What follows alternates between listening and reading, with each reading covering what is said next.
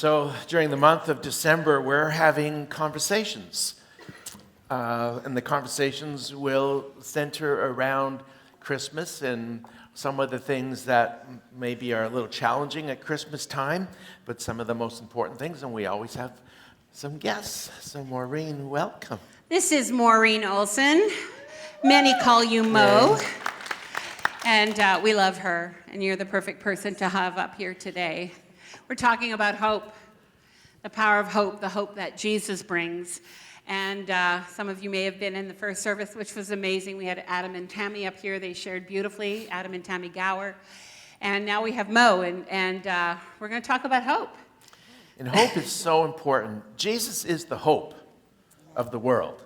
And it's so important that we all leave here today understanding the power of hope, how important it is, how much our world needs hope. You know, in a lot of ways, we live in a hopeless world. And hopeless is a world that is not anchored, that is just drifting back and forth, goes any which way. And we get to actually demonstrate. Jesus is the hope of the world, but if you're a Christian, you are the hope. He's in you. And you and I can actually make a difference in this world. So as we talk about hope, what is hope? How do we live that way? How does it make a difference in our everyday? How do you negotiate Christmas, which sometimes has got some challenges with it? And how important is hope in that? So that's what we're going to talk about. So I'm going to share just a couple of thoughts about hope, what the Hebrew word means, because if we go back to the earliest stories, one of the things that we hear so often is that they were waiting for the expected Messiah. They were in a waiting place. And hope is a state of anticipation. And it's actually crucial that we live with hope. I heard somebody say one time, I don't remember what the actual days were, a person can live for this many days without food, this few days without water, but can't live a day without hope. And I believe that's true, that we need to have a hope. But where is our hope placed? And the Hebrew word for hope is yakal, or quava. If you speak Hebrew, forgive me, because I know I'm not saying it right. If it was German, I might get it right. But it means to wait. It's like this thought of a cord. Quav means a cord. When you pull a cord, right there is tension until it's released. And that's what hope is. The feeling of the tension and expectation when you wait for something to happen. And Isaiah is full of the word hope and waiting for God. The Psalms are full of waiting. You hear David, the psalmist, write about it. And I believe our life is also a life of waiting, except for we have the answer of what they hope for. We know Jesus. We celebrate. That's why we can talk about hope today, because Jesus came as the answer, and he is our hope. So today when we talk about hope, it's not hope in an outcome, and I really pray that you find that really solidly in your heart today. You know, for example, I hope this happens. Where is our hope placed? In the expected outcome of this needs to happen for me to be happy? Or is my hope in Jesus? Because Jesus is hope. Hope has a name. Love has a name. And it's Jesus. And our hope is fulfilled in Jesus, but it's different. Hope is different than optimism. A biblical hope is based on a person and a promise, so we hope despite circumstances. In Hebrews 11:1, it says, "Now faith is the substance of things hoped for, the evidence of things not yet seen."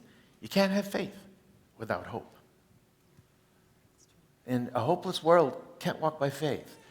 And the Bible does say that there's only one way to please God, by faith. Actually, everything we receive from God is by faith. We are saved. We come into the kingdom by faith. But hope is the substance of things. Faith is the substance of things hoped for. It starts with hope. So important that we understand what that is. So I was talking about Christmas and about the challenges of Christmas and how do you navigate those. I think in the forefront of it all is to have Jesus, this hope that never changes. He's the same yesterday, today, and forever. Things all around us can change. People can go to heaven in your world, and he's the same. And that's the hope that we have that never changes. And the reality is, I think of someone like Andy, he knows what we're hoping for. He's seeing it today, his hope. And that is, our hope is heaven one day. I'm going to just give this quote, and then we're going to hear from Maureen, who's got a great story and a great woman of faith. She is a true gift to this community as well. And I'd love for you to share a little bit about what you shared with me about even coming into church. But hope is not a belief that this is Ann Voskamp, who is going to be with us at Women's Conference. You want to be here. Hope is not the belief that things will turn out well, but the belief that God is working through all things no matter how they turn out. So has everything gone perfectly in your life? Let's talk about you for a little while. Far from it. I think what you find is the longer you live on this earth, the more years you have, the more things that opportunities and loss that you have. So whether it's loss of a loved one, loss of a job, loss of finances, all those things, you are going to suffer those. You're going to find that you have to walk through those. And so this is one of those things that it's a person, though, so it's a little bit tricky. So I'd walked through a pretty stressful year before I got here. So I was living on the island with my husband, and he passed away. And that was in 2013. And a few weeks later, my mom passed away. So kind of another blow to your confidence, right? And then 8 months later, I was laid off of my job, so my source of income was taken away from me. So that was pretty crazy. But you know, if you ever want to know if God is a friend and a father to the fatherless, a husband to the husbandless, and a friend that sticks closer than a brother, these are the times that you find that. You can lean on him, and then you can also lean on family and friends. And so we did that, and God gives you supernatural strength. I'm telling you, there's things that you just didn't know you could do. But with God. I don't know how other people do it without the Lord. And I don't want to think about that. But so anyway, fast forward to after that, my son, Tyler and Mary are here. There you go, hands up. Invited me to come over to the mainland and live with them and help look after the children. And so we did that. And then they had been going to Coastal in Vancouver, Coastal Church. Someone had recommended Relate. So this was the Sunday. We said, okay, well, we're gonna try this. And in my mind, I thought, well, we might have to go to a few different places. And walked up to the front, and these two wonderful people were there to grab us and hug us. That was just amazing to me. Talk about like a mom and dad of the church. Like that was, I am older, but I can say that. So to me, that was just an amazing thing. God brought us to a family. And so you guys are family. And they started talking about family the moment we came in. And I had never really heard it that much, and about being welcome. And then it's just an amazing thing, the people that God brings across your path and into your life. And people came to me that had already had circumstances that I had walked through it, were a few years farther down the road, and helped me be able to talk some things out, cry some things out. You know, you start crying and talking to a stranger, and you're thinking, oh, what are they thinking of me here? I'm just blubbering. But they know, and they can hug you, they can understand, and they can tell you how big God was in their life when they went through it. So it was an amazing entrance. I just love God. And I love you and your family so much. I love that you have become, and Coastal is actually family to us as well. We love them. It was birthed out of here 25 years ago. Such a beautiful, healthy, flourishing church. But I love the family. And I look at someone like Sally, and I thought about some of the people in our church like yourself and others that are amazing women in the church that can come around, and every story is unique, but we're not alone. We're not doing this on our own. I think about Kirsha and Aaliyah and Brandon and Elijah and others, that family is critical in times like this. And God, it's kind of like God with skin on, in the sense of his presence, how people can come around and how much we need that. That's why we can't live without hope. And hope is a person, it's Jesus, but Jesus lives on the inside of us. And so we hurt with those who hurt. We rejoice with those who rejoice. So I find it's such a privilege to walk with people that are going through hard places. And of course, we rejoice and we laugh over the amazing things, but we also carry one another. And I think the hardest place, and let me just say this again, I know you've heard it a lot around here if you've been here, that Vancouver is known to be the loneliest city in North America. And I think that should not be so, because the church does exist to welcome. And I thank God for people of family. We don't need to be lonely. And you might be in this room today and you haven't necessarily lost a loved one, but you're feeling alone or feeling lonely. I want you to know that there is a community that loves you and cares for you, because hope does have a name. Right, I was talking to Rob this morning. We were talking about the difference between isolation and solitude. Solitude's important. But you have an enemy, and he's really trying to isolate you, because isolation it's not healthy. Isolation is actually torture. It would be if you went to prison and you were really, really bad, they'd put you in solitude. They call it solitude, but it's isolation. And today there's a lot of people that think, I don't need to go to church to have God. I don't need to be part of a church. I can watch online. Don't believe that. It's not about coming to what you'll hear. It's about relationship. It's about community. It's about we do this thing together. And I think of Sally and the kids, and I think of the what they're going through is really hard. And it's supposed to be hard. Okay? When you love somebody, it hurts. And if you don't want to hurt, just don't ever love anybody. Okay? That's your answer. Stop loving. Just go and isolate yourself. But that's not life.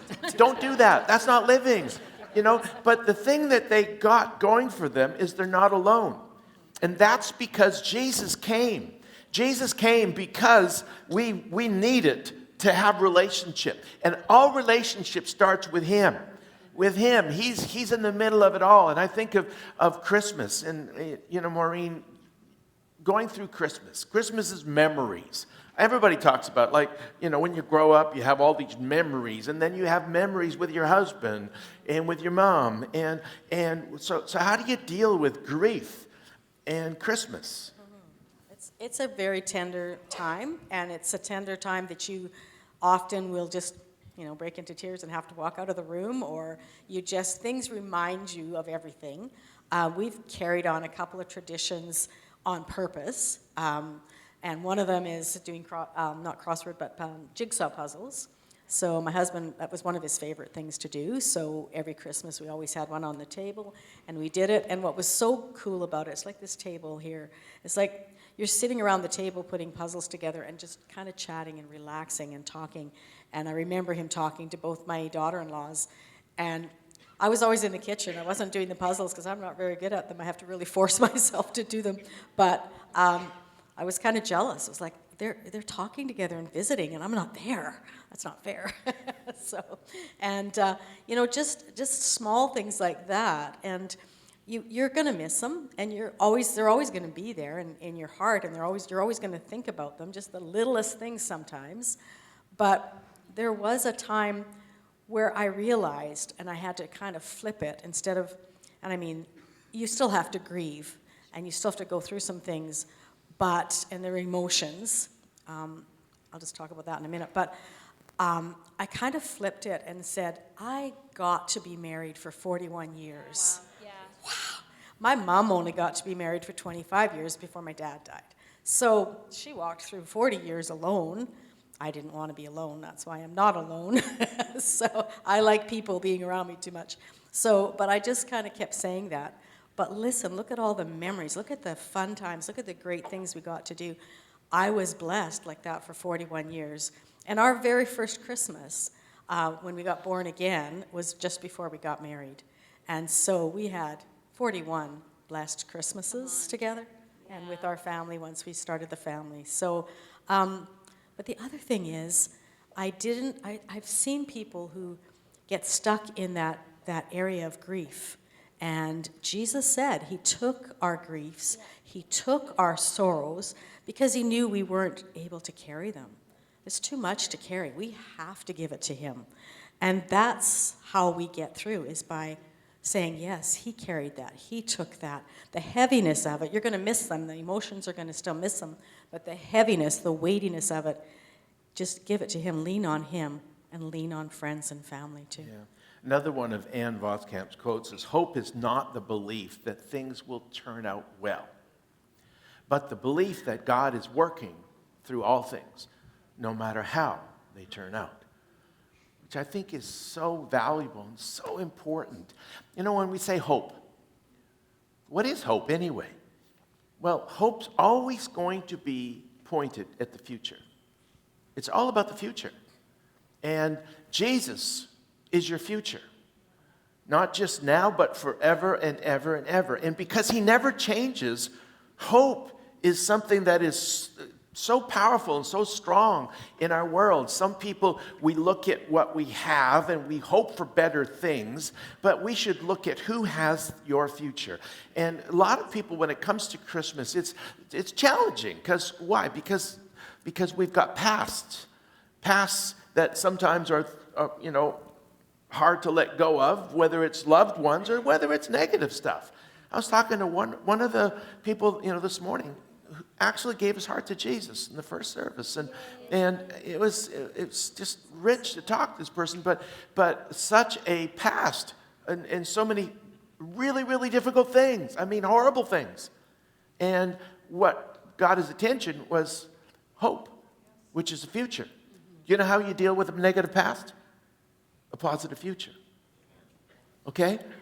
And the future is bright. The future looks so good. And I just want to bring a little prop up here. Let's add an extra chair to this table. You choose who it is. Who in your life is not here? Maybe they've already gone to heaven. Maybe this is Andy. Who in your life is not at the table? Maybe they're on the planet, they're alive, they're breathing, but they're not at the table. You know what I mean by not at the table? There's a table that is set for all eternity. It's called heaven. The table is set for you. And sometimes people not at the table, and we want them there. Sometimes there's people that are already gone, and we're thinking, man, if I had one more moment with them, what would I say? I think of my brother Joe. In 2008, he passed away, and all I could think of is one more moment. If I could have one more moment, what would I say? And I think understanding that Jesus is the future, he's the hope of the world, but he's in us. And sometimes what we say could change an eternity. Think about the people that aren't here. Yes, but they're in heaven. If they're in heaven, yes. But if they weren't in heaven, if you're not sure, if you go back in the question mark, what would you say? To me, that's the takeaway from this service, is we have a hope. His name is Jesus. But what are we going to do as a result of knowing that heaven's our home, knowing that we have an eternity with him? And so there's an empty chair. Who's in it? And I think of the empty chair as well. Maybe it's not someone who's passed away, but somebody who literally isn't coming to our table anymore. Maybe we're estranged. Maybe we're missing them because we live on different continents, but maybe there's broken relationship. And I want to just encourage you to never stop hoping, to never stop dreaming, because I think so often, especially if we've been disappointed and we've hoped against hope, and they're not there, and it feels like we can't reconcile. Like, how do we have hope and grief and disappointment in the same equation? That is the tension, and it's real. And yet, in that place, what we have to lean on is not I think that we so often think, I'll hope, and I'll dare to hope if this is the outcome that God will give me. And we have to let go of that. We have to trust God with the outcome. We have to, and people have choices. But in the meanwhile, we hope. And I believe we have to get stronger in that. I feel like that is one of the things that should be a mark of a believer, is that everything, I mean, in my life, there are things I'm dreaming for, things that are not where they should be right now. But I'm telling you what, I refuse to give up hope. This story is not finished. There is still time. And while there's time, I hope. And I put my hope and my expectation on not God, that it's going to, if you turn it out perfectly, God, then I can trust you. No, God, I trust you no matter what. And I think we live in that tension, but I believe that that is the mark of a believer. And I think there's no shame in being real with our emotions and our story. And like, I'm a woman of faith, but my life isn't all perfect and every box ticked. I don't think anyone in this room has that. I think we have faith extended, and I am so grateful that with what my heart longs for, it's security that those treasures that are in my heart are because my absolute expectation is not on a person, a human being. It is on the Holy Spirit. It is on God. And I can have peace with that, absolute peace in the middle of the storm. Why? Because hope is an anchor. It absolutely locks us down. And that anchor, you don't really know how strong that anchor is until the winds come against you and the pressure comes against you. You know, if you got your anchor down and you're out in a boat on a calm day, you don't know if the anchor's working or not.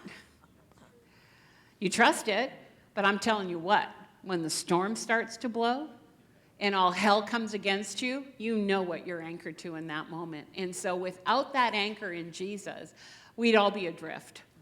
But because we have an anchor, and it's solidly built upon the anchor, which is Jesus, we have this anchor of hope, and it's Jesus. And so what does that practically look like for you, Maureen? Like when the winds blow. Do you ever have winds blow? Sure. Yeah, you could say you're through it, but you're never really through it because you're going to have another challenge and another challenge. That's the other thing about living long enough. You know God's good, but you always know there's another battle coming. Yeah, that's true. For me, on a daily basis, I just, I have to worship. I don't get up this happy every day. I would just say that. I don't let anybody After see one me. cup of coffee, 2 cups of coffee? No, I don't even drink coffee. I do drink tea, but I really try to just put on some music, put on some worship God, thank Him, and listen to somebody preach to me if I'm feeling low or if I need some help. I'm just like YouTube or past services and different things that I just want to hear that. I want my soul charged. I want to be fully engaged, and so that's what my days look like. And you have, because you're talking about our story and what we've done and what we've been through, it started happening a couple of years ago here that God just starts bringing people across my path who need this word, who need this message. And I may not get a chance to really lead them right to Him, but I talk about how He's brought me through. A lady came on the golf course. She was in her 80s. She had not golfed. Her and her husband used to golf all the time. And she looked after him for 4 years, and he died. She forced herself to get out on the course that day. She wasn't even really dressed for golfing. And she ended up in my group, and I got a chance to talk to her about how God pulled me through and how I leaned on Him, and that would be a good thing for her to do.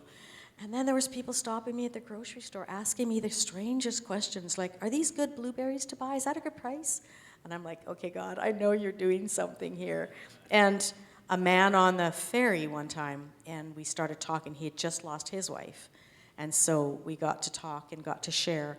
And God brought a lady to my doorstep who was in the throes of addiction.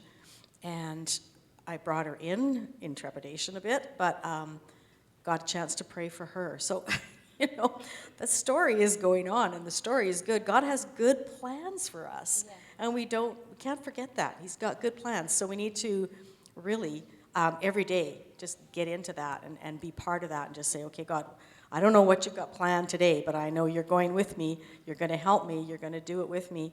And sure, there were some times I had panic attacks. My kids had to take me to the ER a couple of times to just get me checked out, making sure it wasn't my heart, because it was just, your body kind of catches up. Some things catch up. Your nerves kind of catch up with all the stress. And but God, He was there. Everything's fine. Everything's good. But these were just some things He walks you through continually. And I'm so thankful to have people to lean on, to help me through that. And I'm now thankful that if I can help somebody in a little bit, I'm pretty happy camper. If I can just encourage you to just really, really let God be that one. It really comes back to hope is a name. His name's Jesus. And He's here. It's not that we're looking at situations and circumstances, because they always change, and they're going to disappoint you. There's things they're good things that are going to happen that you don't want to happen, but if you could see like God sees, 2020 vision, sometimes there are good things that are going to happen that you don't want to happen, because you don't see what God sees.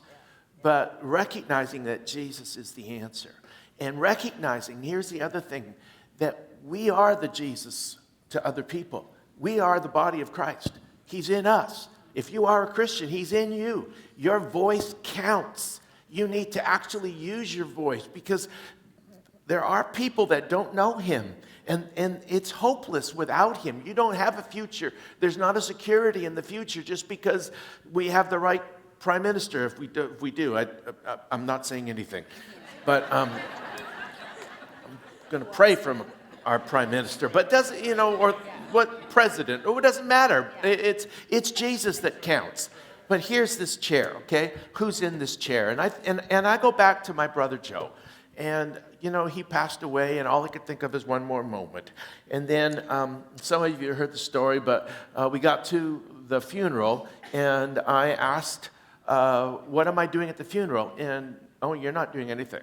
I wasn't supposed to do anything at the funeral. In other words, you're not allowed to do anything. But it got to the funeral, and the time, the priest actually stood up and said, at this time we'd like to ask Joe's two sisters to come and share the eulogy. Would you come? So my two sisters got up, and I just got up with them. It's easier to get forgiveness than it is to get You permission. should have seen my face. I was like, what is he doing now?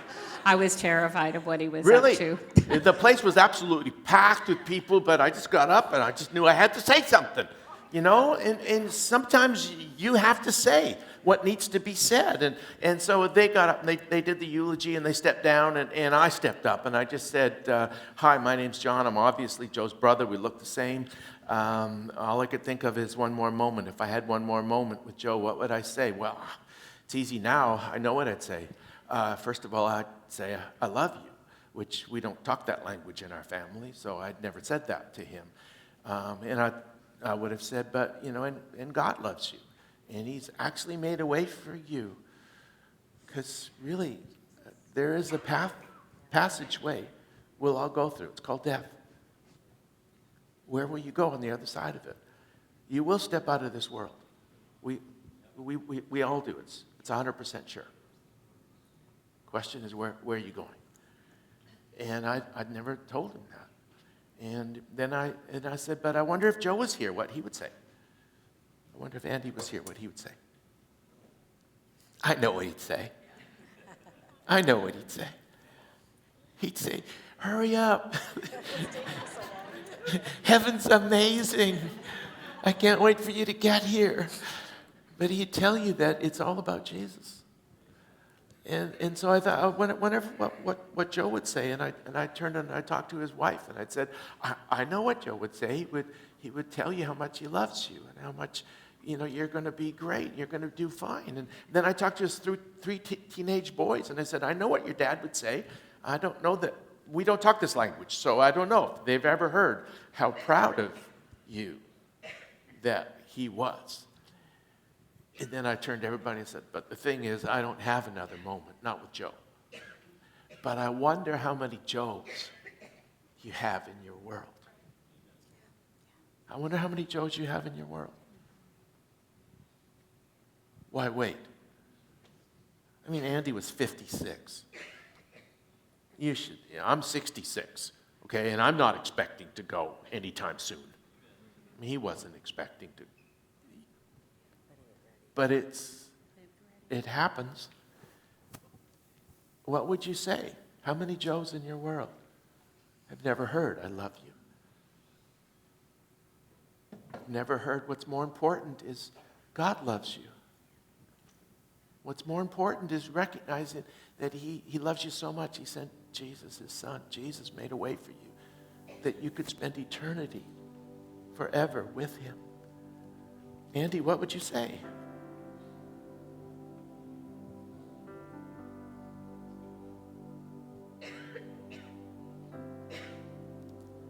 The hope of the world.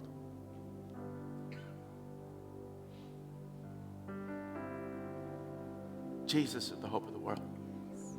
But if you're a Christian, you're Jesus to the world. He's in you. It's your voice. There's some people that'll never hear the most important words unless you speak them. I know you're getting ready to pray. I want to say something. I was reminded of this. Some people just need your help. We think they're okay, but they need your help. And many of us will be with loved ones, and we don't know all of the story, but a number of years ago, I was, not that many, but I was with someone who was, in his last days of life, somebody I love very, very dearly. But someone, when I was with him and all alone for a moment, I had prayed for a moment to talk to him. He'd gone to church all of his life. But in his last moments, days on earth, he looked at me and he said, I haven't done enough. I looked and I said, what are you saying? You haven't done enough? And he said, I haven't. And I said, you mean done enough to go to heaven when you die? And he goes, yeah, I haven't done enough. I said, neither have I. And he said, how can you say that? You and Johnny are pastors, and you tell people about God all the time. You're good people. You've done a lot. And I said, I haven't done enough. But Jesus has. And he's done enough for you. All you need to do is just let him have your life and your future. And I asked if I could pray with him in that moment. And I felt vulnerable, but it was important. And God set that appointment up. And I prayed with him. And the peace of God entered that space, and it was just an incredible moment I'll forever treasure. And about 2 days later, he went home to be with Jesus. And there may be people in your life, we don't know how long we have, we don't know how many days we have, but I know that, and this is not to be, just a somber message, it's a hope-filled message. Because there's a thin veil, so thin, between here and eternity. But what we do here is everything that matters for eternity. And I think we're here and we have one assignment, and that is to bring lost sons and daughters home with us to heaven. The Bible teaches us so magnificently, for God so loved the world that he gave his only son. And he came and he was born sinless, spotless, born in a manger. That's why we celebrate Christmas. Lived a sinless, spotless life. Gave his life so that our life could be ransomed. So that we could come. And because right now, what Andy sees today, what my dad sees today, John's mom sees today, and dad sees today, and others, I think of Sharon, Southern. There's an empty chair at the Southern table, but what she knows, that we will know one day that heaven is real, and our job is to bring a living Jesus to a dying world. And so I want to encourage you this Christmas to think a lot more about your words than you do about the presents you're going to put under a tree. Amazon is not your best friend. It's maybe your second best friend, but the most important gift we can give is the gift of just words and sharing the gospel of Jesus. And I want to encourage you to think of who needs to hear it more than they need a gift. They need to know the gift of salvation that is freely given for every single one of us, so that we can all hear one day, well done, good and faithful servant.